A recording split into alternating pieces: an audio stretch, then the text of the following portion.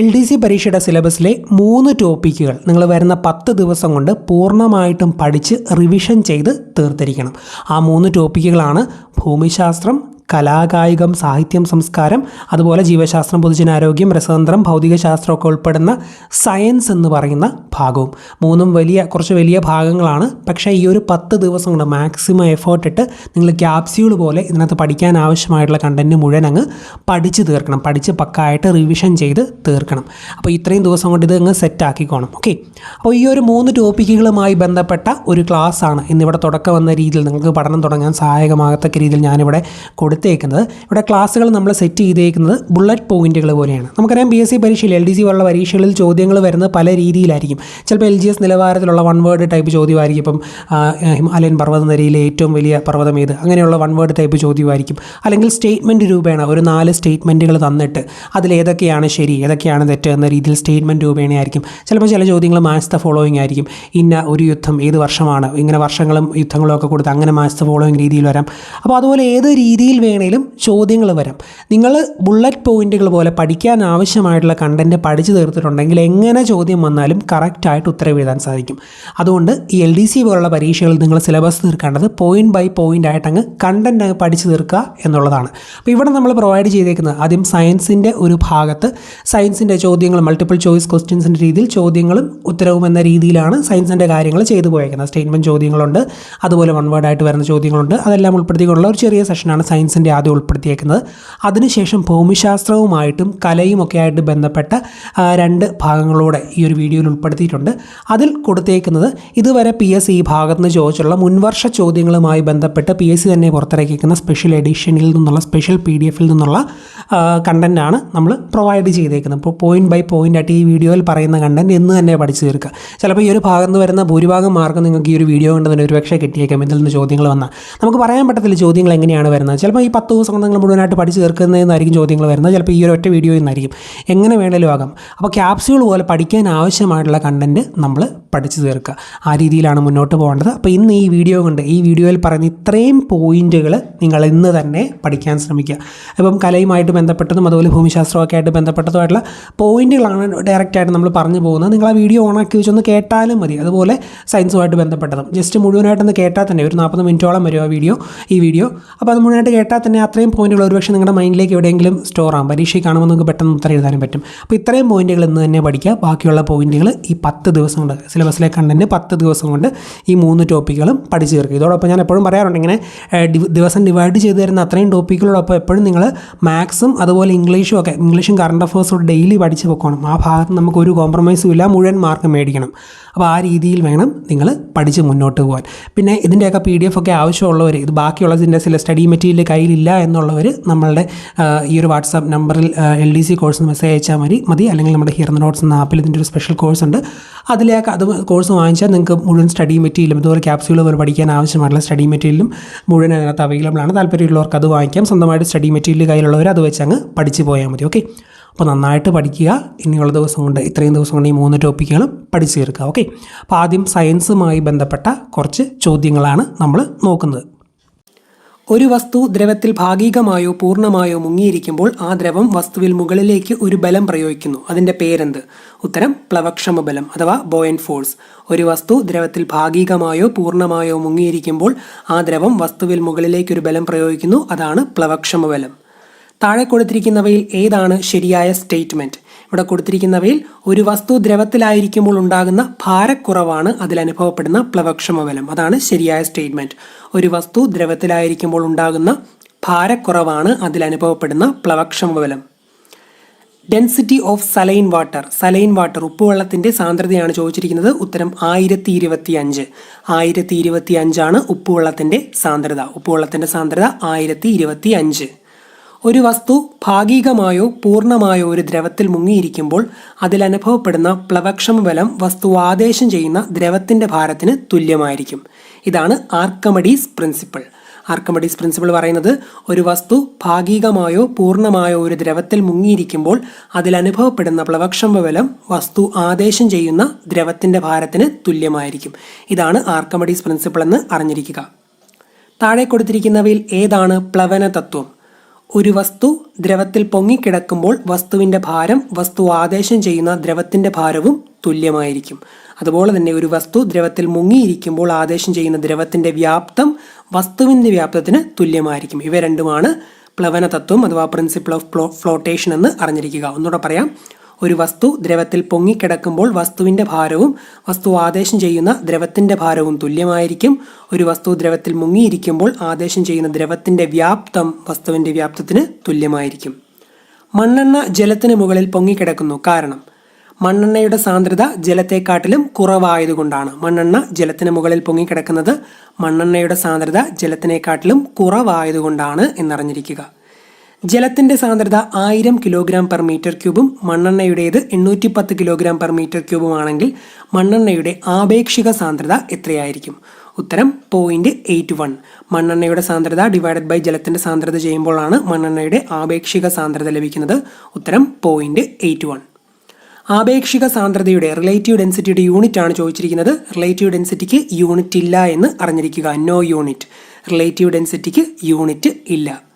താഴെ കൊടുത്തിരിക്കുന്നവയിൽ പ്ലവന തത്വം അനുസരിച്ച് വർക്ക് ചെയ്യുന്ന ഉപകരണം ഏതൊക്കെയാണ്? ഉത്തരം ഹൈഡ്രോമീറ്ററും ലാക്ടോമീറ്ററും. Both A and B. ഹൈഡ്രോമീറ്ററും ലാക്ടോമീറ്ററുമാണ് പ്ലവന തത്വം അനുസരിച്ച് പ്രിൻസിപ്പിൾ ഓഫ് ഫ്ലോട്ടേഷൻ അനുസരിച്ച് വർക്ക് ചെയ്യുന്ന ഉപകരണങ്ങൾ.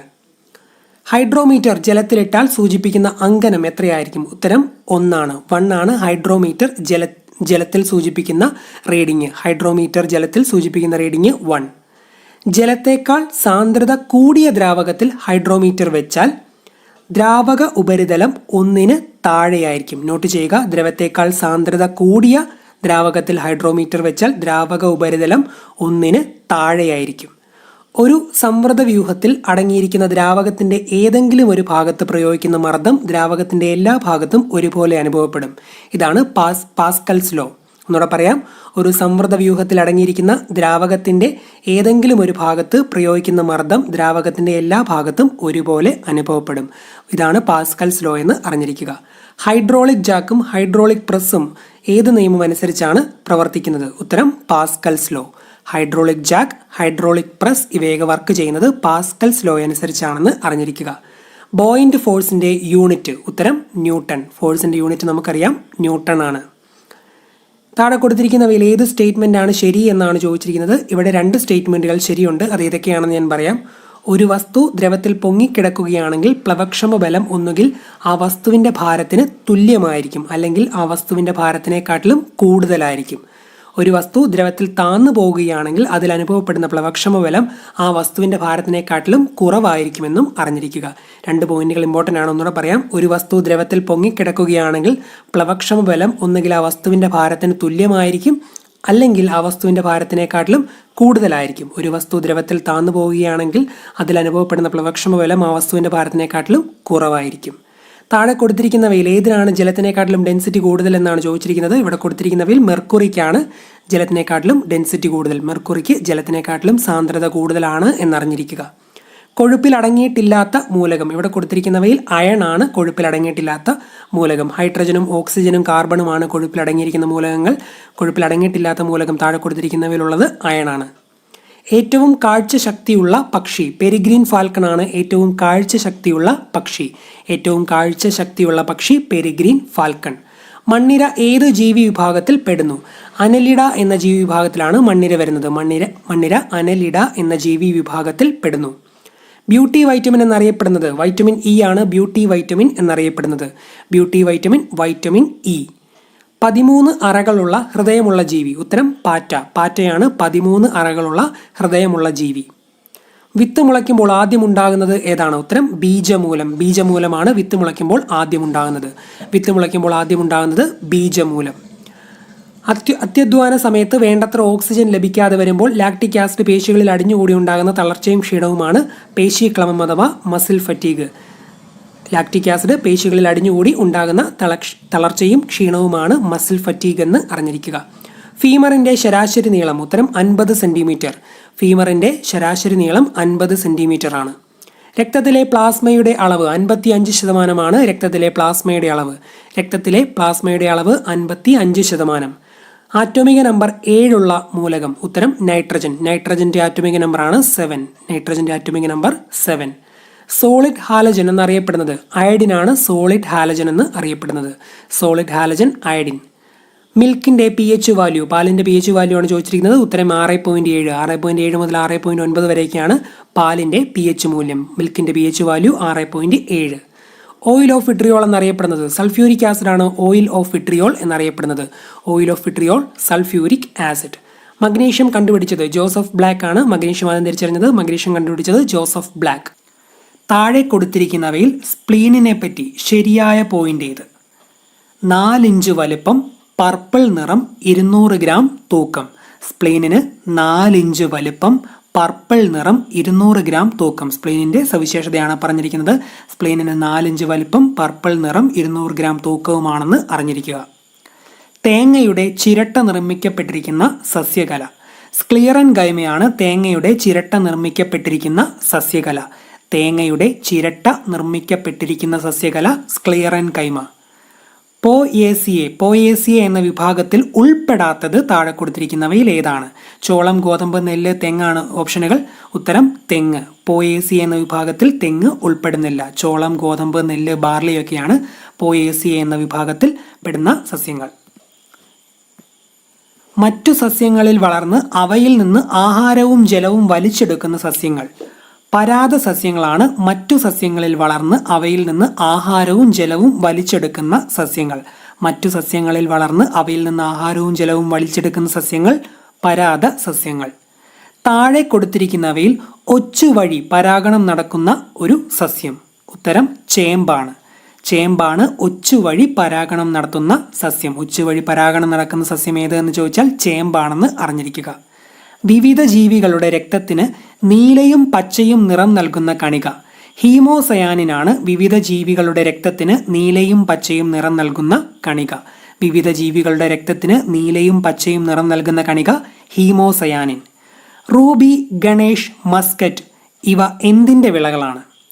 മാതളത്തിൻ്റെ വിളകളാണ് റൂബി, ഗണേഷ്, മസ്കറ്റ് എന്നൊക്കെ അറിഞ്ഞിരിക്കുക. റൂബി, ഗണേഷ്, മസ്കറ്റ് ഇവ മാതളത്തിൻ്റെ വിളകളാണ്. സൊളാനം മെലോൻജിന. സൊളാനം മെലോൻജിന എന്നത് എന്തിൻ്റെ ശാസ്ത്രീയ നാമമാണ്? വഴുതനയുടെ ശാസ്ത്രീയ നാമമാണ് സൊളാനം മെലോൻജിന. സൊളാനം മെലോൻജിന എന്നത് വഴുതനയുടെ ശാസ്ത്രീയ നാമമാണ്. വഴുതനയുടെ ശാസ്ത്രീയ നാമമാണ് സൊളാനം മെലോൻജിന. ക്രെസ്കോഗ്രാഫ് കണ്ടെത്തിയ ഇന്ത്യൻ ശാസ്ത്രജ്ഞൻ ആര്? JC ബോസ് ആണ് ക്രെസ്കോഗ്രാഫ് കണ്ടെത്തിയ ഇന്ത്യൻ ശാസ്ത്രജ്ഞൻ. ക്രെസ്കോഗ്രാഫ് കണ്ടെത്തിയ ഇന്ത്യൻ ശാസ്ത്രജ്ഞൻ ആര് എന്ന് ചോദിച്ചാൽ ഓർത്തിരിക്കുക, JC ബോസ്. കടൽ കുതിര എന്നറിയപ്പെടുന്ന മത്സ്യം ഏത്? ഉത്തരം ഹിപ്പോ ക്യാമ്പസ് ആണ്. ഹിപ്പോ ക്യാമ്പസ് ആണ് കടൽ കുതിര എന്നറിയപ്പെടുന്ന മത്സ്യം. കടൽ കുതിര എന്നറിയപ്പെടുന്ന മത്സ്യം Hippo campus. Aniline chloride test എന്തിൻ്റെ ശുദ്ധത പരിശോധിക്കാൻ നടത്തുന്ന ടെസ്റ്റാണ്? തേനിൻ്റെ ശുദ്ധത പരിശോധിക്കാൻ നടത്തുന്ന ടെസ്റ്റാണ് അനിലൈൻ ക്ലോറൈഡ് ടെസ്റ്റ്. തേനിൻ്റെ ശുദ്ധത പരിശോധിക്കാൻ നടത്തുന്ന ടെസ്റ്റ് അനിലൈൻ ക്ലോറൈഡ് ടെസ്റ്റ് എന്ന് അറിഞ്ഞിരിക്കുക. ആൽക്കലിയിൽ ഫിനോഫ്തലിൻ്റെ നിറമെന്ത്? പിങ്ക് ആണ് ഉത്തരം. ആൽക്കലിയിൽ ഫിനോഫ്തലിൻ്റെ നിറം ഏത് എന്ന് ചോദിച്ചാൽ ഓർത്തിരിക്കുക, പിങ്ക്. ആൽക്കലിയിൽ ഫിനോഫ്തലിൻ്റെ നിറം പിങ്ക്. ഒരു LPG ഗ്യാസ് സിലിണ്ടറിൻ്റെ ഭാരം എത്ര? 14.2 കിലോഗ്രാമാണ് ഒരു LPG ഗ്യാസ് സിലിണ്ടറിൻ്റെ ഭാരം. ഒരു LPG ഗ്യാസ് സിലിണ്ടറിൻ്റെ ഭാരം 14.2 കിലോഗ്രാം. സോഫ്റ്റ് കോൾ എന്നറിയപ്പെടുന്നത് ബിറ്റൂമിനസ് കോളാണ്. സോഫ്റ്റ് കോൾ എന്നറിയപ്പെടുന്നത് ബിറ്റൂമിനസ് കോളാണെന്ന് അറിഞ്ഞിരിക്കുക. അമീബയുടെ ക്രോമസോം സംഖ്യ 12 ആണ്. അമീബയുടെ ക്രോമസോം സംഖ്യ 12. P ടൈപ്പ് അർദ്ധചാലകങ്ങൾ ഉണ്ടാക്കുമ്പോൾ ഡോപ്പിങ്ങിനായി ഉപയോഗിക്കുന്ന മൂലകം അല്ലാത്തത്? ഉത്തരം ജർമേനിയമാണ്. ബോറോണും ഗാലിയവും അലുമിനിയം ഒക്കെ P ടൈപ്പ് അർദ്ധചാലകങ്ങളിൽ ഡോപ്പിങ്ങിനായി ഉപയോഗിക്കുന്നു. അപ്പോൾ ഇവിടെ കൊടുത്തിരിക്കുന്നത് അല്ലാത്തത് ഏത് എന്നാണ് ചോദിച്ചിരിക്കുന്നത്. സോ ഉത്തരം ജർമേനിയം. മാൻഹാട്ടൻ പ്രോജക്റ്റിന്റെ തലവൻ ആര്? ഉത്തരം റോബർട്ട് ഓപ്പൺഹൈമർ. ആറ്റം ബോംബ് ഉണ്ടാക്കുന്ന ഒരു പ്രോജക്റ്റ് ആയിരുന്നു മാൻഹാട്ടൻ പ്രോജക്റ്റ്. അതിൻ്റെ തലവൻ റോബർട്ട് ഓപ്പൺഹൈമർ ആണെന്ന് അറിഞ്ഞിരിക്കുക. മാൻഹാട്ടൻ പ്രോജക്റ്റിന്റെ തലവൻ റോബർട്ട് ഓപ്പൺഹൈമർ. താപനില, മർദ്ദം എന്നിവ സ്ഥിരമായിരിക്കുമ്പോൾ വാതകങ്ങളുടെ വ്യാപ്തം തന്മാത്രകളുടെ എണ്ണത്തിന് നേർ അനുപാതത്തിലായിരിക്കും. ഈ നിയമം ഏത്? ഉത്തരം അവഗാഡ്രോ നിയമം. താപനില, മർദ്ദം എന്നിവ സ്ഥിരമായിരിക്കുമ്പോൾ വാതകങ്ങളുടെ വ്യാപ്തം തന്മാത്രകളുടെ എണ്ണത്തിന് നേർ അനുപാതത്തിലായിരിക്കും. ഈ നിയമമാണ് അവഗാഡ്രോ നിയമമെന്ന് അറിഞ്ഞിരിക്കുക. 1 ഗ്രാം ജലത്തിൻ്റെ ഊഷ്മാവ് 1 ഡിഗ്രി സെൽഷ്യസ് ഉയർത്താൻ ആവശ്യമായ താപത്തിൻ്റെ അളവ്. ഉത്തരം 1 കലോറി. 1 ഗ്രാം ജലത്തിൻ്റെ ഊഷ്മാവ് 1 ഡിഗ്രി സെൽഷ്യസ് ഉയർത്താൻ ആവശ്യമായ താപത്തിൻ്റെ അളവ് എത്ര എന്ന് ചോദിച്ചാൽ ഓർത്തിരിക്കുക, 1 കലോറി. ശ്വസനം നടക്കുമ്പോഴുള്ള ശബ്ദത്തിൻ്റെ തീവ്രത. ബ്രീത്തിങ്ങിൻ്റെ ശബ്ദത്തിൻ്റെ തീവ്രത എന്ന് പറയുന്നത് 10 ഡെസിബലാണ്. 10 ഡെസിബലാണ് ശ്വസനം നടക്കുമ്പോഴുള്ള ശബ്ദത്തിൻ്റെ തീവ്രത, 10 ഡെസിബൽ. സോപ്പ് കുമിളയിലെ വർണ്ണത്തിന് കാരണം. ഉത്തരം ഇൻ്റർഫെറൻസ്. ഇൻ്റർഫെറൻസ് ആണ് സോപ്പ് കുമിളയിലെ വർണ്ണത്തിന് കാരണം. സോപ്പ് കുമിളയിലെ വർണ്ണത്തിന് കാരണം ഇൻ്റർഫെറൻസ് ആണെന്ന് അറിഞ്ഞിരിക്കുക. കണ്ണുനീരിൽ കാണുന്ന കണ്ണിൻ്റെ തിളക്കത്തിന് കാരണമായ ലോഹമേത്? ഉത്തരം സിങ്ക് ആണ്. കണ്ണുനീരിൽ കാണുന്ന അല്ലെങ്കിൽ കണ്ണിൻ്റെ തിളക്കത്തിന് കാരണമായ ലോഹം എന്നൊക്കെ ചോദിച്ചാലും ഉത്തരം സിങ്ക് ആണ്. കണ്ണിൻ്റെ തിളക്കത്തിന് കാരണമായ ലോഹം സിങ്ക്. കണ്ണുനീരിൽ കാണുന്ന ലോഹം സിങ്ക്. ഹൃദയത്തിൻ്റെ വലത്തെ അറകൾക്കിടയിലെ വാൽവിൻ്റെ പേര്. ഉത്തരം ട്രൈകസ്പിഡ് വാൽവ്. ട്രൈകസ്പിഡ് വാൽവാണ് ഹൃദയത്തിൻ്റെ വലത്തെ അറകൾക്കിടയിലെ വാൽവ്. ഹൃദയത്തിൻ്റെ വലത്തെ അറകൾക്കിടയിലെ വാൽവ് ട്രൈകസ്പിഡ് വാൽവ്. അരുണരക്താണുക്കളുടെ ആയുർദൈർഘ്യം. ഉത്തരം 120 ദിവസം. 120 ഡേയ്സ് ആണ് അരുണരക്താണുക്കളുടെ ആയുർദൈർഘ്യം. അരുണരക്താണുക്കളുടെ ആയുർദൈർഘ്യം 120 ദിവസം. ദക്ഷിണേന്ത്യയിലെ ആദ്യത്തെ ടെസ്റ്റ് ട്യൂബ് ശിശു. ഉത്തരം കമലാരത്നം. കമലാരത്നമാണ് ദക്ഷിണേന്ത്യയിലെ ആദ്യത്തെ ടെസ്റ്റ് ട്യൂബ് ശിശു. ദക്ഷിണേന്ത്യയിലെ ആദ്യത്തെ ടെസ്റ്റ് ട്യൂബ് ശിശു കമലാരത്നം. താഴെ കൊടുത്തിരിക്കുന്നവയിൽ ബാക്ടീരിയ പരത്തുന്ന രോഗം ഏത്? ഉത്തരം ഡിഫ്തീരിയ. ബാക്കിയെല്ലാം ബാക്ടീരിയ അല്ല, ഡിഫ്തീരിയ ആണ് ഇവിടെ കൊടുത്തിരിക്കുന്നതിൽ ബാക്ടീരിയ പരത്തുന്ന രോഗം. ഡിഫ്തീരിയ പരത്തുന്നത് ബാക്ടീരിയ ആണെന്ന് അറിഞ്ഞിരിക്കുക. വെളുത്ത പ്ലേഗ് എന്നറിയപ്പെടുന്ന രോഗം. ഉത്തരം ക്ഷയമാണ്. വെളുത്ത പ്ലേഗ് എന്നറിയപ്പെടുന്ന രോഗം ക്ഷയമാണ് എന്നറിഞ്ഞിരിക്കുക. വെളുത്ത പ്ലേഗ് ക്ഷയം. സെലീനിയം, സിലിക്കൺ, തോറിയം ഇവ കണ്ടുപിടിച്ചത് ബെർസീലിയസ്. ബെർസീലിയസ് ആണ് സെലീനിയം, സിലിക്കൺ, തോറിയം ഈ മൂലകങ്ങൾ കണ്ടുപിടിച്ചത്. ബെർസീലിയസ് ആണ് സെലീനിയം, സിലിക്കൺ, തോറിയം കണ്ടുപിടിച്ചതെന്ന് അറിഞ്ഞിരിക്കുക. മീഥെയ്നും കാർബൺ ഡയോക്സൈഡും ചേർന്ന മിശ്രിതം. ഉത്തരം ഗോബർ ഗ്യാസ്. മീഥെയ്നും കാർബൺ ഡയോക്സൈഡും ചേർന്ന മിശ്രിതം ഏത് എന്ന് ചോദിച്ചാൽ ഓർത്തിരിക്കുക, ഗോബർ ഗ്യാസ് ആണ്. ഗോബർ ഗ്യാസ് ആണ് മീഥെയ്നും കാർബൺ ഡയോക്സൈഡും ചേർന്ന മിശ്രിതം. വിഷങ്ങളിലെ രാജാവ് എന്നറിയപ്പെടുന്ന മൂലകം. ഉത്തരം ആഴ്സനിക് ആണ്. വിഷങ്ങളിലെ രാജാവ് എന്നറിയപ്പെടുന്ന മൂലകം ആഴ്സനിക് ആണെന്ന് അറിഞ്ഞിരിക്കുക. ഇന്ത്യയുടെ ആകെ വിസ്തീർണത്തിൻ്റെ 1.18% കേരളം. ഇന്ത്യയുടെ ആകെ വിസ്തീർണത്തിൻ്റെ 1.18% മാത്രമാണ് കേരളം. കേരളത്തിൻ്റെ വിസ്തീർണം 38,863 ചതുരശ്ര കിലോമീറ്ററാണ്. 38863. കേരളത്തിൻ്റെ വിസ്തീർണം 38,863 ചതുരശ്ര കിലോമീറ്ററാണ്. കേരളത്തിൻ്റെ വിസ്തീർണം എത്ര ചതുരശ്ര മൈലാണ് എന്ന് ചോദിച്ചാൽ 15,005. 15005 നമ്പറുകളൊക്കെ ഒന്ന് ഓർത്തിരിക്കുക. കേരളത്തിൻ്റെ വിസ്തീർണം 15,005 ചതുരശ്ര മൈലാണ്. കേരളം ദൈവത്തിൻ്റെ സ്വന്തം നാട്. ഈ ഒരു പരസ്യവാചകം നിങ്ങളെല്ലാവരും കേട്ടിട്ടുണ്ടായിരിക്കും. ഇതിൻ്റെ ഉപജ്ഞാതാവ് വാൾട്ടർ മെൻഡസ് ആണ്. വാൾട്ടർ മെൻഡസ് എന്ന വ്യക്തിയാണ് കേരളം ദൈവത്തിൻ്റെ സ്വന്തം നാട് എന്ന പരസ്യവാചകത്തിൻ്റെ ഉപജ്ഞാതാവ്. കേരളത്തിൽ ഏത് ഭൂപ്രദേശത്തിലാണ് ഏറ്റവും കൂടുതൽ ജനസാന്ദ്രതയുള്ളത് എന്ന് ചോദിച്ചാൽ തീരപ്രദേശത്തിലാണ് എന്ന് ഓർത്തിരിക്കുക. തമിഴ്നാടിനെ ജലസമൃദ്ധമാക്കുന്ന ഇടുക്കി ജില്ലയിലെ അണക്കെട്ടാണ് മുല്ലപ്പെരിയാർ. കേരളത്തിൻ്റെ തെക്ക് വടക്ക് അക്ഷാംശങ്ങൾ തമ്മിലുള്ള വ്യത്യാസം എത്ര എന്ന് ചോദിച്ചാൽ ഉത്തരം 4.5 ഡിഗ്രിയാണ്. കേരളത്തിൻ്റെ തെക്ക് വടക്ക് അക്ഷാംശങ്ങൾ തമ്മിലുള്ള വ്യത്യാസം 4.5 ഡിഗ്രിയാണ്. കേരളത്തിൻ്റെ രേഖാംശീയ വ്യാപ്തി എത്ര ഡിഗ്രിയാണ് എന്ന് ചോദിച്ചാൽ 2.5 ഡിഗ്രി. കേരളത്തിൻ്റെ രേഖാംശീയ വ്യാപ്തി 2.5 ഡിഗ്രിയാണ്. കേരളത്തിലെ ഏറ്റവും വലിയ ഭൂമേഖല മലനാടാണ്. 48% കേരളത്തിലെ ഏറ്റവും വലിയ ഭൂമേഖല ഏത് എന്ന് ചോദിച്ചാൽ മലനാടാണ്. 48% മലനാടാണ്. മലനാട് കഴിഞ്ഞാൽ കേരളത്തിലെ ഏറ്റവും വലിയ ഭൂവിഭാഗം ഇടനാടാണ്. മലനാട് കഴിഞ്ഞാൽ ഇടനാട്, ഇടയിൽ നിൽക്കുന്നത് രണ്ടാമത്തേത്. അങ്ങനെ ആ രീതിയിൽ ഓർക്കാമല്ലോ. രണ്ടാമത്തേത് ഇടയിൽ നിൽക്കുന്നത് മലനാട് കഴിഞ്ഞാൽ ഏറ്റവും വലുത് ഇടനാടാണ്. കേരളത്തിലെ ഏറ്റവും കൂടുതൽ തദ്ദേശ ഭരണ സ്ഥാപനങ്ങളിലായി അധിവസിക്കുന്ന ആദിവാസി വിഭാഗം ഏതെന്ന് ചോദിച്ചാൽ ഉള്ളാടനാണ് എന്ന് ഓർത്തിരിക്കുക. കേരളത്തിലെ ഏറ്റവും കൂടുതൽ തദ്ദേശ ഭരണ സ്ഥാപനങ്ങളിലായി അധിവസിക്കുന്ന ആദിവാസി വിഭാഗം ഉള്ളാടനാണ്. കേരളത്തിലെ ഏറ്റവും കൂടുതലായി കാണപ്പെടുന്ന പക്ഷി കാക്കയാണ്. നമുക്ക് എല്ലാവർക്കും അത് നോർമലി ആലോചിച്ച് തന്നെ കിട്ടുമല്ലോ. കേരളത്തിൽ ഏറ്റവും കൂടുതലായി കാണപ്പെടുന്ന പക്ഷി കാക്കയാണ്. കേരളത്തിൽ മധ്യതടം ഏറ്റവും കുറവുള്ള ജില്ല ഏത് എന്ന് ചോദിച്ചാൽ ഇടുക്കിയാണ്. കേരളത്തിൽ മധ്യതടം ഏറ്റവും കുറവുള്ള ജില്ല ഇടുക്കിയാണ്. ഇടനാട്ടിൽ പ്രധാനമായും കാണപ്പെടുന്ന മണ്ണിനമാണ് ലാറ്ററൈറ്റ് സോയിൽ. ഇടനാട്ടിൽ പ്രധാനമായും കാണപ്പെടുന്ന മണ്ണിനം ലാറ്ററൈറ്റ് ആണ്.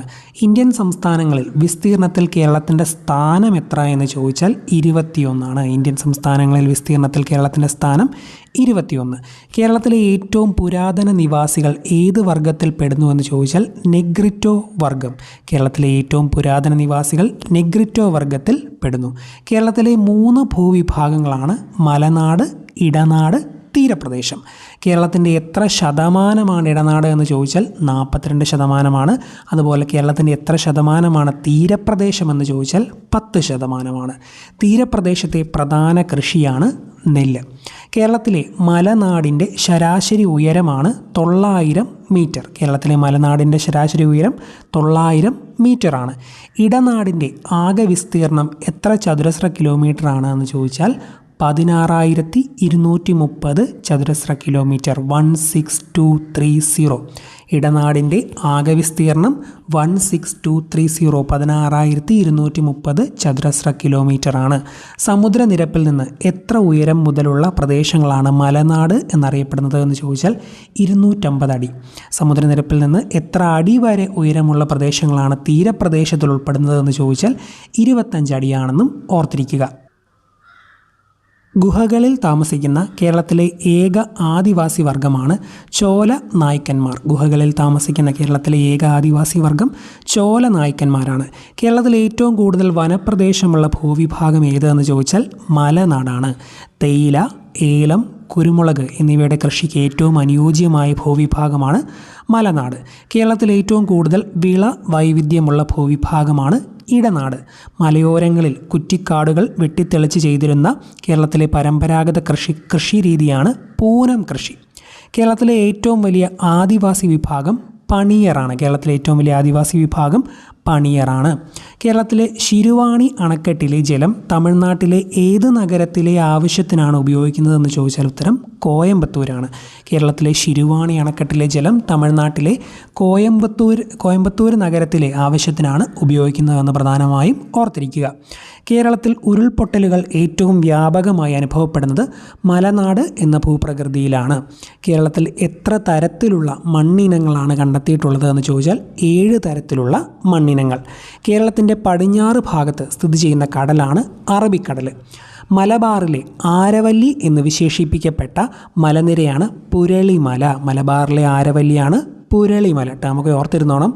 കരിമണ്ണിലെ പ്രധാന വിളയാണ് ബ്ലാക്ക് സോയിൽ. കരിമണ്ണിലെ പ്രധാന വിളയാണ് നെല്ല്. ഇന്ത്യൻ ഉപദ്വീപിൻ്റെ ഏത് ഭാഗത്താണ് കേരളം സ്ഥിതി ചെയ്യുന്നതെന്ന് ചോദിച്ചാൽ തെക്ക് പടിഞ്ഞാറ് ഭാഗത്ത്. ഇന്ത്യൻ ഉപദ്വീപിൻ്റെ തെക്ക് പടിഞ്ഞാറ് കേരളം. തീരദൈർഘ്യത്തിൽ ഇന്ത്യൻ സംസ്ഥാനങ്ങൾക്കിടയിൽ കേരളത്തിൻ്റെ സ്ഥാനം 5. തീരദൈർഘ്യത്തിൽ. അപ്പം ഓർത്തോളുക, തീരദൈർഘ്യത്തിൽ ഇന്ത്യൻ സംസ്ഥാനങ്ങൾക്കിടയിൽ കേരളത്തിൻ്റെ സ്ഥാനം 5. കേരളത്തിലെ വാർഷിക ശരാശരി താപനില എത്രയാണ് എന്ന് ചോദിച്ചാൽ 25 മുതൽ 27.5 വരെ. അത്രയും ഡിഗ്രി സെൽഷ്യസിലാണ് കേരളത്തിലെ വാർഷിക ശരാശരി താപനില. 25 മുതൽ 27.5 വരെ ഡിഗ്രി സെൽഷ്യസിൽ. ഏറ്റവും കൂടുതൽ മണ്ണൊലിപ്പ് ഭീഷണി നേരിടുന്ന കേരളത്തിലെ ജില്ല ഇടുക്കിയാണ്.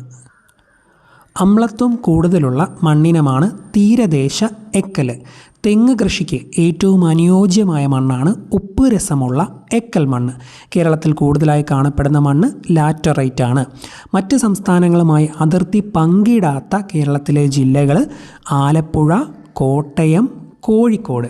ഭക്ഷ്യധാന്യങ്ങൾ, പച്ചക്കറികൾ, കിഴങ്ങ് വർഗ്ഗങ്ങൾ തുടങ്ങിയവയുടെ കൃഷിക്ക് ഏറ്റവും അനുയോജ്യമായ ഭൂവിഭാഗമാണ് ഇടനാട്.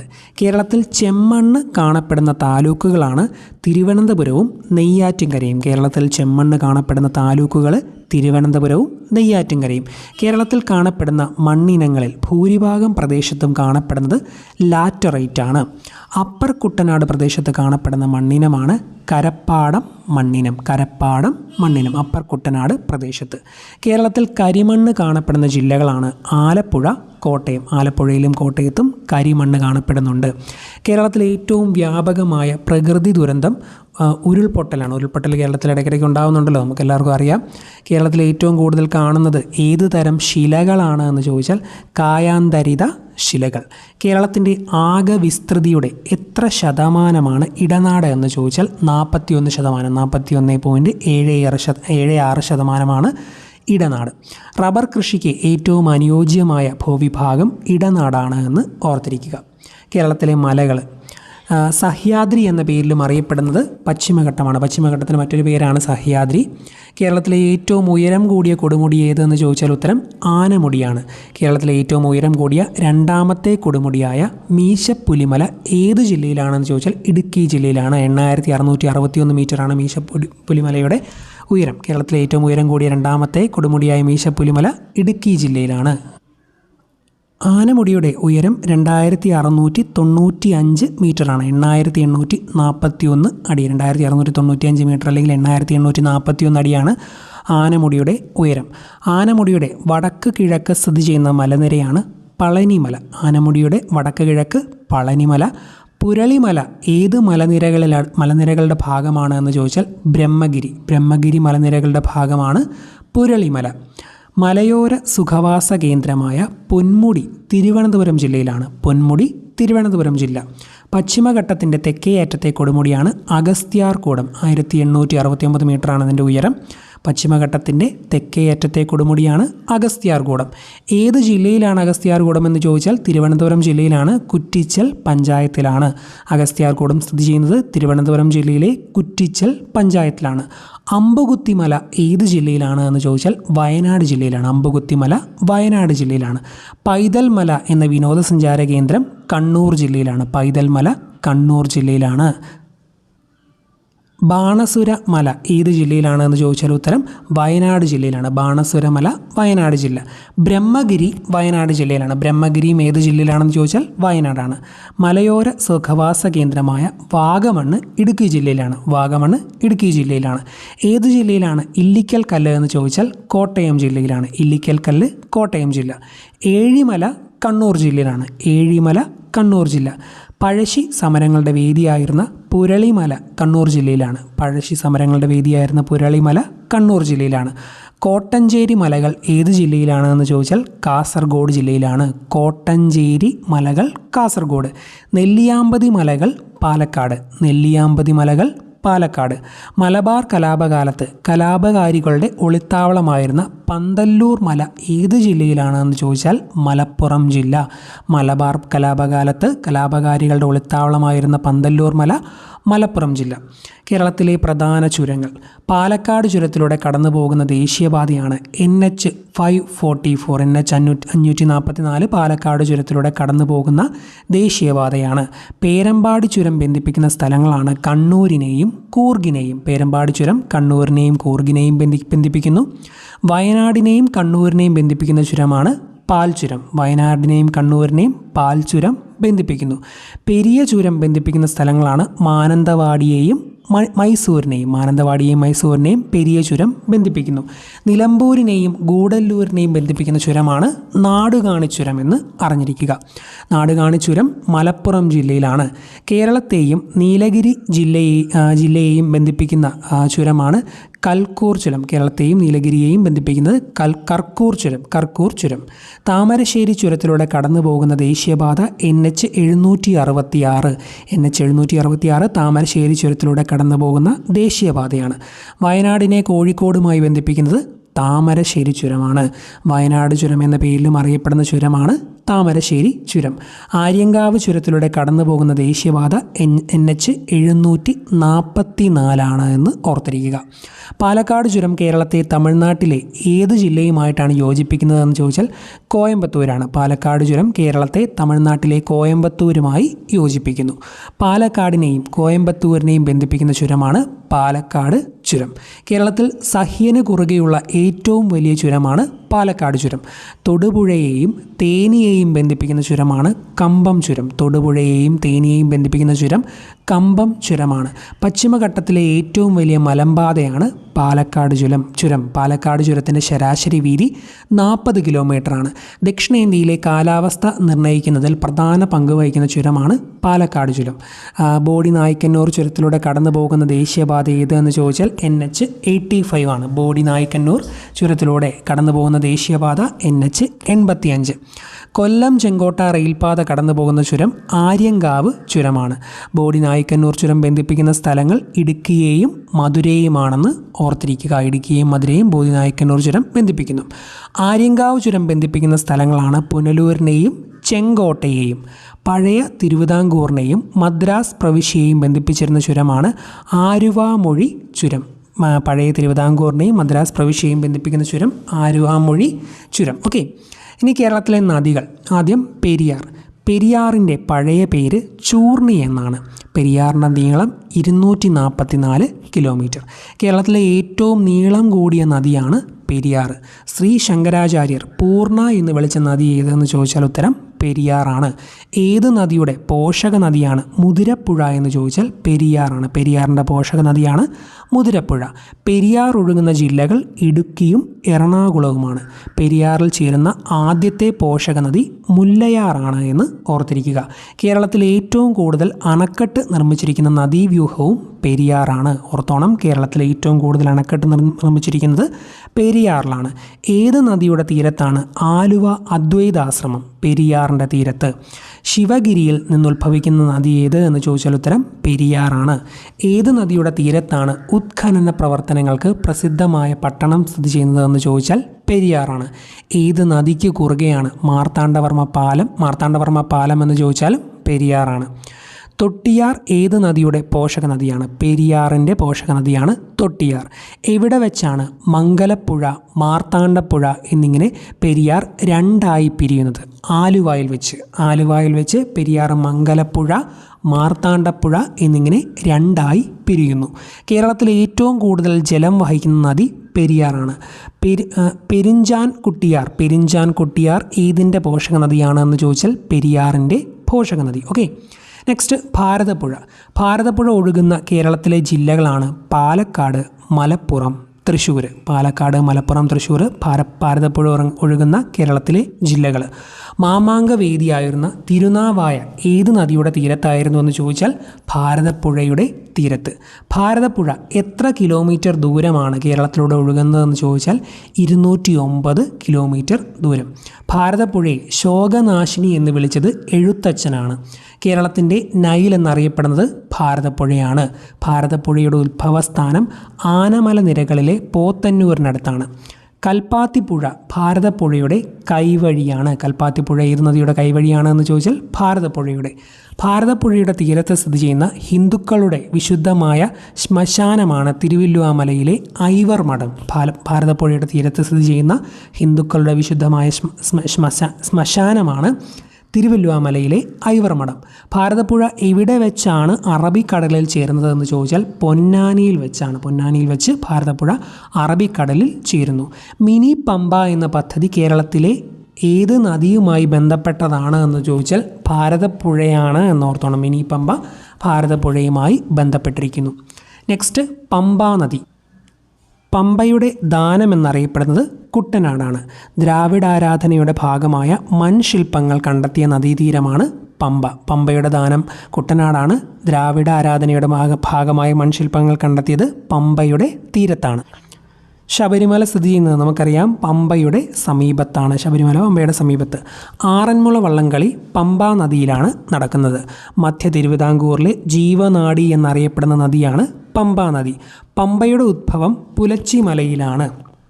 പമ്പയുടെ പതനസ്ഥാനം വേമ്പനാട്ട് കായലിലാണെന്ന് ഓർത്തിരിക്കുക. പമ്പയുടെ നീളം എത്ര കിലോമീറ്റർ ആണെന്ന് ചോദിച്ചാൽ 176. ഏറ്റവും കൂടുതൽ ജലമേളകൾ നടക്കുന്ന നദി പമ്പാ നദിയാണ്. ഏതിൻ്റെ പോഷക നദിയാണ് കക്കിപ്പുഴ എന്ന് ചോദിച്ചാൽ പമ്പാ നദിയുടെ പോഷക നദി.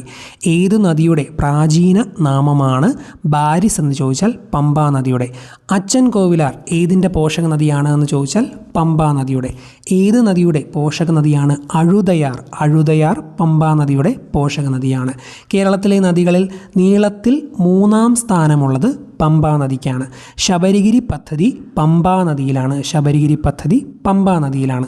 മതപരമായ പ്രാധാന്യമുള്ള എടത്വ ഏത് നദിയുടെ തീരത്താണ് എന്ന് ചോദിച്ചാൽ പമ്പാ നദിയുടെ തീരത്ത്. പമ്പാ നദിയുടെ തീരത്താണ് എടത്വ. ഏത് നദിയുടെ പോഷക നദിയാണ്? കക്കാട്ടാർ എന്ന് ചോദിച്ചാൽ പമ്പാ നദിയുടെ. കക്കാട്ടാർ പമ്പാ നദിയുടെ പോഷക നദിയാണ്. മണിമലയാർ ചെന്നുചേരുന്നത് പമ്പാ നദിയിലാണ്. മണിമലയാർ പമ്പാ നദിയിലാണ് ചെന്നുചേരുന്നത്. മാരാമൺ കൺവെൻഷൻ നടക്കുന്നത് പമ്പാ നദിയുടെ തീരത്താണ്. പമ്പാ നദിയും അച്ചൻ കോവിലാറും സംഗമിക്കുന്ന സ്ഥലം വിയ്യാപുരമാണ്. ആലപ്പുഴയിലെ വിയ്യാപുരത്താണ് പമ്പാ നദിയും അച്ചൻ കോവിലാറും സംഗമിക്കുന്നത്. രാജീവ് ഗാന്ധി ട്രോഫി വള്ളംകളി പമ്പാ നദിയിലാണ്. രാജീവ് ഗാന്ധി ട്രോഫി വള്ളംകളി പമ്പയിലാണ്. റാന്നി ഹിന്ദുമത കൺവെൻഷൻ ഏത് നദിയുടെ തീരത്താണ് എന്ന് ചോദിച്ചാൽ പമ്പയുടെ തീരത്ത്. റാന്നി ഹിന്ദുമത കൺവെൻഷൻ പമ്പയുടെ തീരത്ത്. ഉത്രാടം തിരുനാൾ വള്ളംകളി നടക്കുന്നത് പമ്പയിലാണ്. ആറന്മുള പാർത്ഥസാരഥി ക്ഷേത്രം പമ്പയുടെ തീരത്താണ്. നെക്സ്റ്റ് ചാലിയാറിൻ്റെ നീളം 169 കിലോമീറ്ററാണ്. ചാലിയാറിൻ്റെ നീളം 169 കിലോമീറ്റർ. കേരളത്തിൽ സ്വർണ്ണ നിക്ഷേപം കണ്ടെത്തിയിട്ടുള്ള നദീതീരമാണ് ചാലിയാർ. കുഞ്ഞാലിമരയ്ക്കാർ ജലോത്സവം നടക്കുന്നത് ചാലിയാറിലാണ്. കുഞ്ഞാലിമരയ്ക്കാർ ജലോത്സവം ചാലിയാറിൽ. ചാലിയാർ ഉത്ഭവിക്കുന്നത് ഇളമ്പലേരിക്കുന്നിൽ നിന്നാണ്. മാവൂർ ഗ്വാളിയോർ റയോൺസ് കാരണം മലിനീകരിക്കപ്പെട്ട നദിയാണ് ചാലിയാർ. മാവൂർ ഗ്വാളിയോർ റയോൺസ് കാരണം മലിനീകരിക്കപ്പെട്ട കേരളത്തിലെ നദിയാണ് ചാലിയാർ. കേരളത്തിൽ ജലമലിനീകരണത്തിനെതിരെ നടന്ന ആദ്യത്തെ സംഘടിത പ്രക്ഷോഭം ചാലിയാർ പ്രക്ഷോഭമാണ് എന്ന് ഓർത്തിരിക്കുക. ഇരവഴിഞ്ഞിപ്പുഴ നിങ്ങളെല്ലാവരും കേട്ടിട്ടുണ്ടായിരിക്കുമല്ലോ. ചാലിയാറിൻ്റെ പോഷക നദിയാണ് ഇരവഴിഞ്ഞിപ്പുഴ. ബേപ്പൂരിൽ വെച്ച് അറബിക്കടലിൽ ചാലിയാർ അറബിക്കടലിൽ ചേരുന്നു. ചാലിയാർ പ്രക്ഷോഭത്തിന് നേതൃത്വം നൽകിയത് KA റഹ്മാനാണെന്ന് ഓർത്തിരിക്കുക. നെക്സ്റ്റ് ചാലക്കുടിപ്പുഴ. പുത്തൻ വേലിക്കരയിൽ വെച്ച് പെരിയാറിൻ്റെ ശാഖയായ മംഗലപ്പുഴ ഏത് നദിയിലാണ് ചേരുന്നത് എന്ന് ചോദിച്ചാൽ ചാലക്കുടിപ്പുഴയിലാണ്. പുത്തൻ വേലിക്കരയിൽ വെച്ച് പെരിയാറിൻ്റെ ശാഖയായ മംഗലപ്പുഴ ചാലക്കുടി പുഴയിലാണ് ചേരുന്നത്. മത്സ്യസമ്പത്ത് ഏറ്റവും കൂടിയ കേരളത്തിലെ നദിയാണ് ചാലക്കുടിപ്പുഴ. ചാലക്കുടിപ്പുഴയിൽ ചൂണ്ടയിടാൻ പോയ നല്ല ചാലാണ്, മീൻ കിട്ടാണെന്നൊക്കെ ഓർത്താൽ മതി. ചുമ്മാ നമ്മൾ എന്തെങ്കിലും സെൻറ്റൻസ് ഇങ്ങനെ കേൾക്കുമ്പോൾ ഉണ്ടല്ലോ, അതിൻ്റെ ഒരു ചെറിയ കണക്ഷൻ നമ്മുടേതായ രീതിയിൽ മൈൻഡിൽ ഓർത്താൽ സിമ്പിളായിട്ട് ഓർത്തിരിക്കും. അപ്പോൾ മത്സ്യസമ്പത്ത് ഏറ്റവും കൂടിയ കേരളത്തിലെ നദിയാണ് Chalakudypuzha. Nitta gelatin India limited എന്ന സ്ഥാപനം കാരണം മലിനീകരിക്കപ്പെടുന്നു എന്ന് ആരോപിക്കപ്പെടുന്ന നദിയാണ് ചാലക്കുടിയാർ. കേരളത്തിലെ ഏറ്റവും കൂടുതൽ ജൈവ വൈവിധ്യമുള്ള നദിയാണ് ചാലക്കുടി പുഴ. കേരളത്തിലെ ഓക്സ്ബോ തടാകമായ വൈന്തല ചാലക്കുടിയാറിലാണ്. തൃശ്ശൂർ ജില്ലയിലെ ചാലക്കുടിയാറിലാണ് കേരളത്തിലെ ഓക്സ്ബോ തടാകമായ വൈന്തല സ്ഥിതി ചെയ്യുന്നത്. കിഴക്കോട്ടൊഴുകുന്ന നദികൾ. കേരളത്തിൽ കിഴക്കോട്ടൊഴുകുന്നത് 3 നദികളാണ്: കബനി, ഭവാനി, പാമ്പാർ.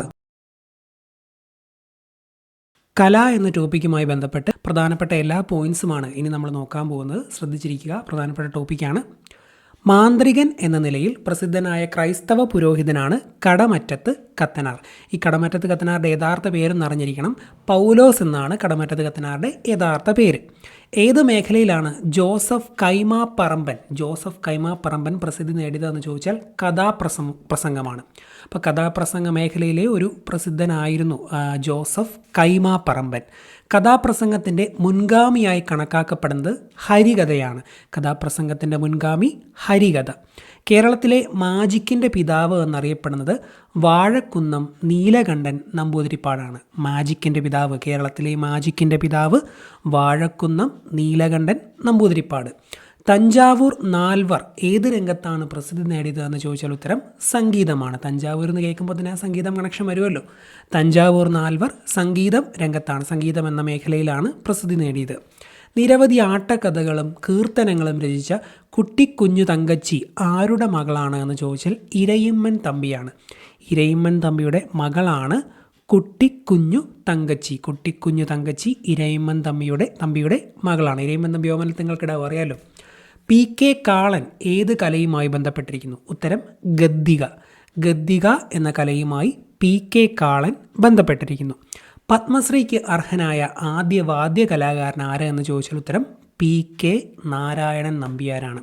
പത്മശ്രീക്ക് അർഹനായ ആദ്യ വാദ്യ കലാകാരൻ PK നാരായണൻ നമ്പ്യാർ. ഞാൻ എപ്പോഴും നിങ്ങളോട് പറയുന്ന ഒരു കാര്യമുണ്ട്, നിങ്ങളിതുപോലെ പോയിൻറ്റ്സ് പഠിച്ചു പോകുമ്പോൾ ഒരു പോയിൻ്റ് ഒരു പ്രാവശ്യം കേൾക്കുമ്പോൾ തന്നെ ആ മൊമെൻറ്റിൽ തന്നെ പഠിക്കുന്ന രീതിയിലേക്ക് നിങ്ങൾ നിങ്ങളുടെ പഠന രീതിയെ മാറ്റിയെടുക്കുക. ഓക്കെ, 2ഉം 3ഉം പ്രാവശ്യം റിപ്പീറ്റഡായിട്ട് കേൾക്കണം എന്നുള്ള രീതി പോലും നമ്മൾ വെക്കില്ല. ഒറ്റ പ്രാവശ്യം കേൾക്കുമ്പോഴേ പഠിക്കാനുള്ള ആ ഒരു സെറ്റപ്പ് നമ്മൾ ഉണ്ടാക്കിയെടുക്കണം. അങ്ങനെ പഠിച്ചാൽ പെട്ടെന്ന് നമുക്ക് കാര്യങ്ങൾ പഠിച്ചു തീർക്കാൻ പറ്റും. നമ്മൾ ശ്രമിച്ചാൽ നമ്മുടെ ഒരു മെമ്മറിയൊക്കെ അങ്ങനെ മാറ്റിയെടുക്കാൻ പറ്റും. അതാണ് ഞാൻ പറഞ്ഞത്.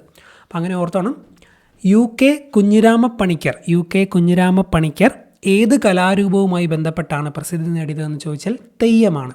തെയ്യം കലാകാരനാണ് UK കുഞ്ഞിരാമപ്പണിക്കർ. സാഹിത്യത്തിൽ തിരുവാതിരപ്പാട്ടുകൾക്ക് സ്ഥാനം നേടിക്കൊടുത്ത മച്ചാട്ടിളയത്തിൻ്റെ ശരിയായ പേരാണ് മച്ചാട്ട് നാരായണൻ ഇളയത്ത്.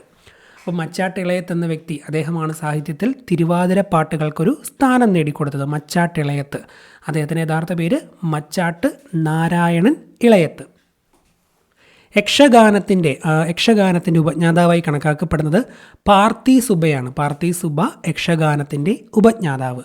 മോഹിനിയാട്ടത്തിൻ്റെ വേഷവിധാനം പരിഷ്കരിക്കുന്നതിന് സംഭാവന നൽകിയ നർത്തകിയാണ് കലാമണ്ഡലം കല്യാൺകുട്ടിയമ്മ. മോഹിനിയാട്ടത്തിൻ്റെ വേഷവിധാനം പരിഷ്കരിക്കുന്നതിന് സംഭാവന നൽകിയ നർത്തകിയാണ് Kalamandalam Kalyanikuttyamma.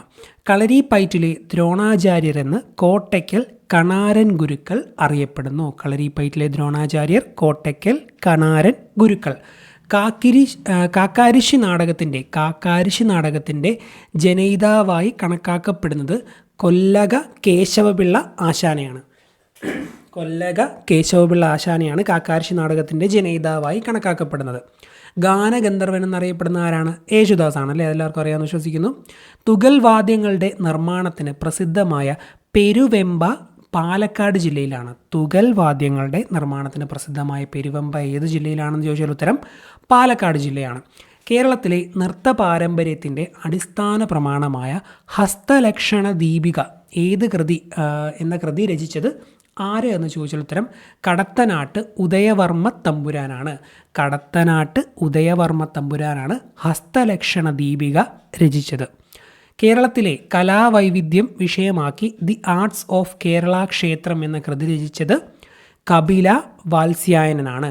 The arts of Kerala Kshetram എന്ന കൃതി കപില വാത്സ്യായനൻ്റെ ആണ് എന്ന് ഓർത്തിരിക്കുക. തിരുവിതാംകൂർ സഹോദരിമാർ എന്നറിയപ്പെടുന്നത് പത്മിനി, ലളിത, രാഗിണി. പത്മിനി, ലളിത, രാഗിണി ഇവരാണ് തിരുവിതാംകൂർ സഹോദരിമാർ.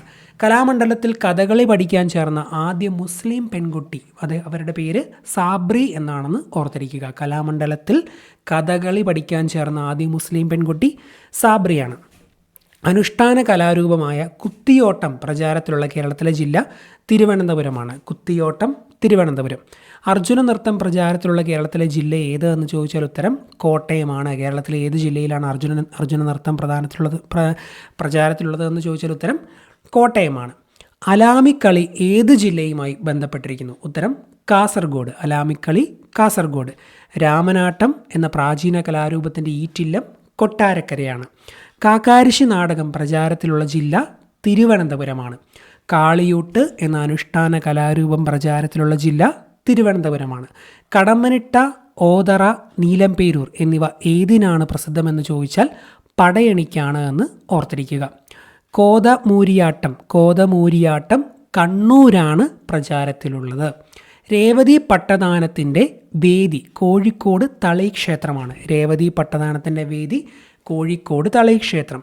പാശ്ചാത്യവും പൗരസ്ത്യവുമായ നാടക സങ്കേതങ്ങളുടെ സങ്കലനത്തിൽ നിന്ന് രൂപമെടുത്ത സംഗീത നൃത്ത നാടകമാണ് ചവിട്ട് നാടകം.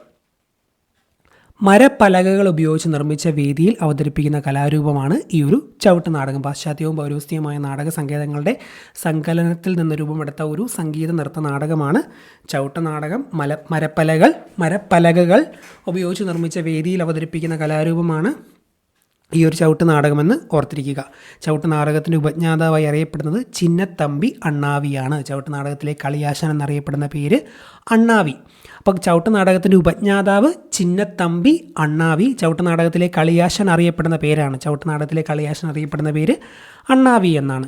കേരളത്തിലെ ഏത് ക്രൈസ്തവ വിഭാഗക്കാരുടെ ഇടയിൽ പ്രചാരത്തിലുണ്ടായിരുന്ന കലാരൂപമാണ് ചവിട്ട് നാടകം എന്ന് ചോദിച്ചാൽ ഉത്തരം ലത്തീൻ കത്തോലിക്കരുടെയാണ്. ലത്തീൻ കത്തോലിക്കരുടെ ഇടയിൽ പ്രചാരത്തിലുണ്ടായിരുന്ന കലാരൂപമാണ് ചവിട്ട് നാടകം. തമിഴ് കലർന്ന ഭാഷ ഉപയോഗിക്കുന്ന കേരളീയ കലാരൂപമാണ് ചവിട്ട് നാടകം. ആദ്യത്തെ ചവിട്ട് നാടകം എന്ന് കരുതപ്പെടുന്നത് കാറൽമാൻ ചരിതമാണ്. കാറൽമാൻ ചരിതമാണ് ആദ്യത്തെ ചവിട്ട് നാടകം എന്ന് കരുതപ്പെടുന്നത്. ഫ്രഞ്ച് പദമായ ഷാർലിമെയിൻ എന്ന പദത്തിൽ നിന്ന് ഉത്ഭവിച്ചതാണ് കാറൽമാൻ, ഷാർലിമെയിൻ. കാറൽമാൻ ചരിതം രചിച്ചത് വറീച്ചന നാവിയാണ് കാറൽമാൻ ചരിതം രചിച്ചത്.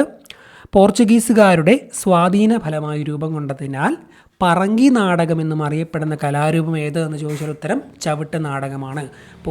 പോർച്ചുഗീസുകാരുടെ സ്വാധീന ഫലമായി രൂപം കൊണ്ടതിനാൽ പറങ്കി നാടകം എന്നറിയപ്പെടുന്ന കലാരൂപമാണ് ചവിട്ട് നാടകം. പോർച്ചുഗീസുകാർ കേരളത്തിന് നൽകിയ ഏറ്റവും മഹത്തായ സാംസ്കാരിക സംഭാവന ഏത് എന്ന് ചോദിക്കാം, ഉത്തരം ചവിട്ട് നാടകമാണ്. പോർച്ചുഗീസുകാർ കേരളത്തിന് നൽകിയ ഏറ്റവും മഹത്തായ സാംസ്കാരിക സംഭാവനയാണ് ചവിട്ട് നാടകം. കഥകളിയിൽ നിന്ന് രൂപം കൊണ്ട കലാരൂപമാണ് കേരള നടനം. കഥകളിയിൽ നിന്ന് രൂപം കൊണ്ടതാണ് കേരള നടനം. ഗുരു ഗോപിനാഥിൻ്റെ യഥാർത്ഥ പേര് ചമ്പക്കുളം ഗോപിനാഥ പിള്ള എന്നാണ്. ഗുരു ഗോപിനാഥിൻ്റെ യഥാർത്ഥ പേര് ചമ്പക്കുളം ഗോപിനാഥ പിള്ള. ചെന്നൈയിൽ നടന നികേതൻ സ്ഥാപിച്ചത് ഈ ഗുരു ഗോപിനാഥാണ്.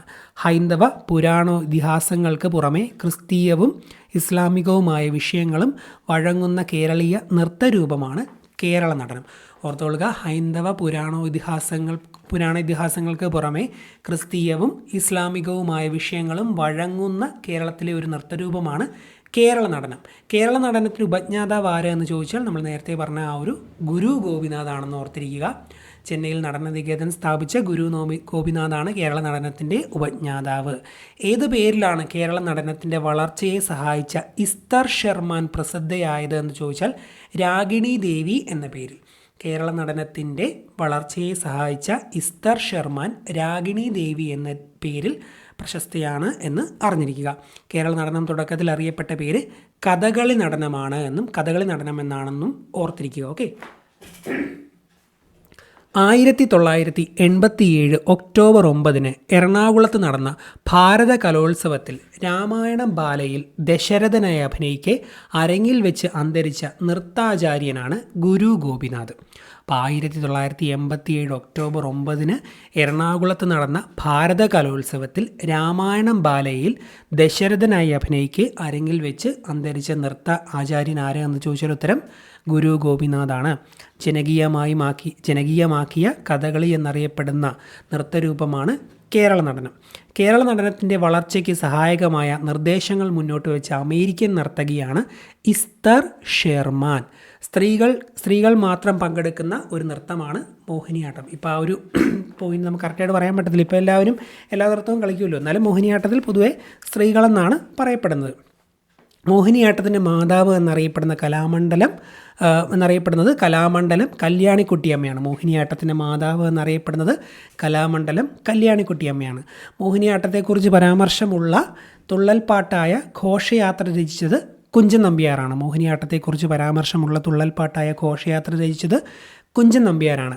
മോഹിനിയാട്ടത്തെക്കുറിച്ച് രേഖാമൂലമായ ആദ്യ പരാമർശം കാണുന്ന കൃതിയായ വ്യവഹാരമാല രചിച്ചത് മഴമംഗലം നാരായണൻ നമ്പൂതിരിയാണ്.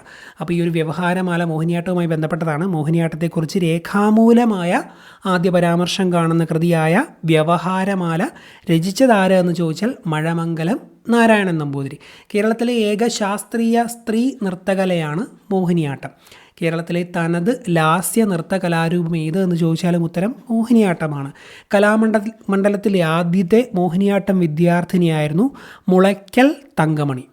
സ്വാതി തിരുനാളിൻ്റെ കാലത്ത് പുത്തൻ ഉണർവുണ്ടായ മോഹിനിയാട്ടത്തിന് അധപ്പതനം സംഭവിച്ചത് ഏത് തിരുവിതാംകൂർ രാജാവിൻ്റെ കാലത്താണെന്ന് ചോദിച്ചാൽ ഉത്രം തിരുനാളിൻ്റെ കാലത്താണ്. സ്വാതി തിരുനാളിൻ്റെ കാലത്ത് പുത്തൻ ഉണർവുണ്ടായ മോഹിനിയാട്ടത്തിൻ്റെ അധപ്പതനം സംഭവിച്ചത് ഉത്രം തിരുനാളിൻ്റെ കാലത്താണ്. മോഹിനിയാട്ടത്തിൽ ഏറ്റവും കൂടുതൽ ആവിഷ്കരിക്കപ്പെടുന്ന രസം ശൃംഗാരമാണ്. മോഹിനിയാട്ടത്തിൻ്റെ വേഷവിധാനത്തിൽ പരിഷ്കാരങ്ങൾ വരുത്തിയ തിരുവിതാംകൂർ രാജാവ് സ്വാതി തിരുനാളാണ്. തേരണ യുദ്ധം എന്നറിയപ്പെടുന്ന കലാരൂപമാണ് കൂടിയാട്ടം. കൂടിയാട്ടത്തിൻ്റെ മറ്റൊരു പേരാണ് തേരണ യുദ്ധം. ആരുടെ ജീവചരിത്രമാണ് മാണി മാധവീയം എന്ന് ചോദിച്ചാൽ ഗുരു മാണി മാധവ ചാക്യാരുടെ ജീവചരിത്രമാണ്. കൂടിയാട്ടത്തിന് ഉപയോഗിക്കുന്ന പ്രധാന വാദ്യോപകരണമാണ് മിഴാവ്. കൂടിയാട്ടത്തിൻ്റെ കുലപതി എന്നറിയപ്പെടുന്നത് അമ്മന്നൂർ മാധവ ചാക്യാരാണ്. ഈ ഗുരുമാണി മാധവ ചാക്യാർ കൂടിയാട്ടത്തിന് കുലപതി അമ്മന്നൂർ മാധവ ചാക്യാർ. കൂടിയാട്ടത്തെക്കുറിച്ച് നാട്യകൽപദ്രുമം എന്ന കൃതി രചിച്ചത് ഗുരുമാണി മാധവ ചാക്യാരാണ്. കൂടിയാട്ടം പൂർണ്ണ രൂപത്തിൽ അവതരിപ്പിക്കാൻ എത്ര ദിവസമാണ് വേണ്ടത് എന്ന് ചോദിച്ചാൽ 41 ദിവസമാണ് എന്ന് ഓർത്തിരിക്കുക. കഥകളിക്ക് കണ്ണുകൾ നൽകിയ കലാകാരൻ എന്നറിയപ്പെടുന്നത് ഗുരുമാണി മാധവ ചാക്യാരാണ്. കഥകളിക്ക് കണ്ണുകൾ നൽകിയ കലാകാരൻ എന്ന് ഗുരുമാണി മാധവ ചാക്യാർ, അമ്മന്നൂർ മാധവ ചാക്യാർ അറിയപ്പെടുന്നു.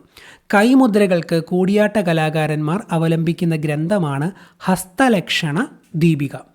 പതിഞ്ഞാട്ടം, ഇരുന്നാട്ടം, ഇളകിയാട്ടം എന്നിവ ഏതു കലാരൂപത്തിൻ്റെ അഭിനയ പ്രകാരങ്ങളാണ് എന്ന് ചോദിച്ചാൽ കൂടിയാട്ടമാണ്. കൂടിയാട്ടവുമായി ബന്ധപ്പെട്ട കാര്യങ്ങളാണ് പതിഞ്ഞാട്ടം, ഇരുന്നാട്ടം, ഇളകിയാട്ടം. കൂടിയാട്ടത്തിൽ മലയാളത്തിൽ സംസാരിക്കാൻ അവകാശമുള്ള ഏക കഥാപാത്രമാണ് വിദൂഷകൻ. ചാക്യാർ കൂത്തുമായി 1-2 പോയിൻറ്റ്സ് ഇതിനിടയ്ക്ക് പറയുന്നുണ്ട്. സമകാലിക പ്രശ്നങ്ങളെ ഭരണാധികാരികളുടെ ശ്രദ്ധയിലേക്ക് കൊണ്ടുവരുന്നതിന് ഉപകരിച്ചിരുന്ന ഒരു കലാരൂപമാണ് ഈ ചാക്യാർകൂത്ത്. ചാക്യാർകൂത്തിൽ ഉപയോഗിക്കുന്ന വാദ്യങ്ങൾ മിഴാവും ഇലത്താളവുമാണ്. ചാക്യാർകൂത്തിലെ ജീവനായ രസം ഏത് എന്ന് ചോദിച്ചാൽ ഹാസ്യമാണ്. ഹാസ്യരൂപേണയല്ലേ ചാക്യാർകൂത്ത് അവതരിപ്പിക്കുന്നത്. അതുപോലെ പൈങ്കുളം രാമൻ ചാക്യാരുമായി ബന്ധപ്പെട്ട കലാരൂപം ഏതെന്ന് ചോദിച്ചാലും ഉത്തരം ചാക്യാർകൂത്താണ്. പൈങ്കുളം രാമൻ ചാക്യാർ ചാക്യാർകൂത്തുമായി ബന്ധപ്പെട്ട വ്യക്തിയാണ്. ഇത്രയും കാര്യങ്ങളാണ് ഈ ഒരു വീഡിയോയിൽ ഉൾക്കൊള്ളിച്ചേക്കുന്നത്. നിങ്ങൾ ഈ ഒരാഴ്ച കൊണ്ട് തന്നെ ഞാൻ ഈ പറഞ്ഞ ഈ ഒരു 10 ദിവസം എടുക്കാതെ അതിന് മുമ്പ് പഠിച്ചു തീർക്കുകയാണെങ്കിൽ അത്രയും നല്ലത്. അത്രയും സമയം കൊണ്ട് തന്നെ ഇത്രയും ടോപ്പിക്കുകൾ മുഴുവനായിട്ട് പഠിച്ചു തീർക്കുക. നന്നായിട്ട് പഠിച്ച് മുന്നോട്ട് പോവുക. LDC ആത്മാർത്ഥമായിട്ട് ശ്രമിക്കുന്നവർക്ക് നേടിയെടുക്കാൻ സാധിക്കും. നന്നായിട്ട് പഠിക്കുക. ഓക്കെ, എല്ലാവർക്കും നല്ലൊരു വിജയം ആശംസിക്കുന്നു. Thank you.